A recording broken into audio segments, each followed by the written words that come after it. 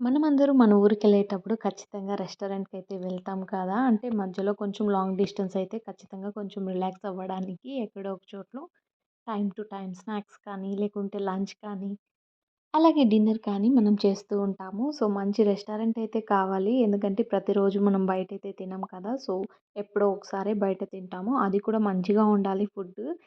ఇంకా జర్నీ అంటే అందరికీ అర్థమైందే కదా! సో, జర్నీలో కొంతమందికి అలవాటు ఆహ్, ఉంటుంది.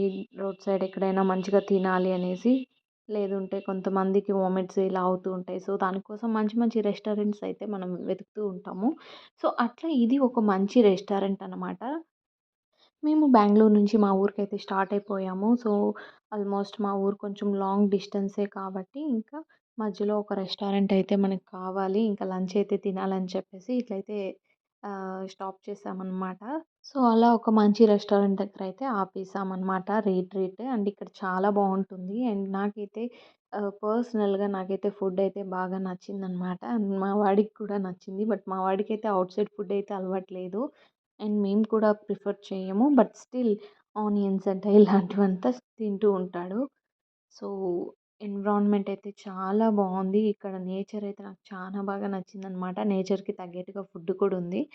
అండ్ మనం హ్యాండ్ వాష్‌కి ఇలా సో, సెపరేట్‌గా అయితే వెళ్ళనవసరం లేదు హ్యాండ్ వాష్ దగ్గరికి. అండ్ మన టేబుల్స్ దగ్గరే హ్యాండ్ వాషెస్ కూడా ఉన్నాయన్నమాట. సో, చూసారు కదా! నేచర్ ఎంత బావుందో అసలు. సో, చూడగానే ఇక్కడ స్టాప్ చేయాలి అనిపించే అంత మంచి రెస్టారెంట్ అనమాట. సో, ఫుడ్ కూడా దానికి తగ్గట్టుగానే మంచిగా ఉంది. ఇంకా మా వాడైతే ఆనియన్స్ తినడం అయితే స్టార్ట్ చేసేసాడు. సో, హ్యాండ్ వాష్ కూడా ఇలా నెక్స్ట్ మన టేబులే ఉన్నాయన్నమాట. సో, మనకు కావాలంటే ఇలా ఓపెన్‌గానే ఉంచొచ్చు. లేదంటే మనం వాళ్ళకి చెప్తే మాత్రం క్లోజ్ చేసేస్తారనమాట కర్టెన్స్ అనేది. జర్నీ అంటే కొంచెం లైట్ ఫుడ్డే ఉండాలి. సో, దానికోసమైతే మేమొక స్టార్టర్ అండ్ అలాగే ఒక చికెన్ ఫ్రైడ్ రైస్ అయితే ఆర్డర్ చేశాము. అండ్ ఈ స్టార్టర్ వచ్చి బాస్కెట్ చికెన్ అనమాట. చాలా టేస్ట్ ఉండే. సో, మంచిగా టేస్ట్ ఉంది కాబట్టి ఒక పీస్ కూడా వదలకుండా అలా పంటి కింద కరగాల్సిందే అన్నట్టు పంటి కింద నలిగిందనమాట. సో, చాలా బావుండింది. సో, మీరు కూడా ఒకసారి ఇక్కడ ఎప్పుడైనా బెంగుళూరు టు మదనపల్లి వెళ్తూ ఉంటే సో, మదనపల్లికి ఒక 2 కిలోమీటర్స్ దగ్గర అనమాట.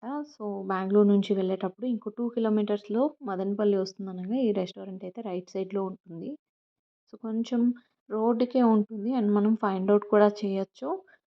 అండ్ అక్కడ ఎలాంటి డిస్‌ప్లే కూడా లేదు. మనము వన్స్ క్రాస్ అయితే మళ్ళీ రిటర్న్‌లో రావాల్సుంటుంది. సో, ఇన్ కేస్ మీకెవరికైనా ఇక్కడ స్టాప్ చేయాలనుకుంటే ఒక సీటీఎం నుంచి చూస్తూ వెళ్తే మాత్రం ఫస్ట్ టైమ్ కదా! సో, మనకి రెస్టారెంట్ అనేది కనిపిస్తుందనమాట.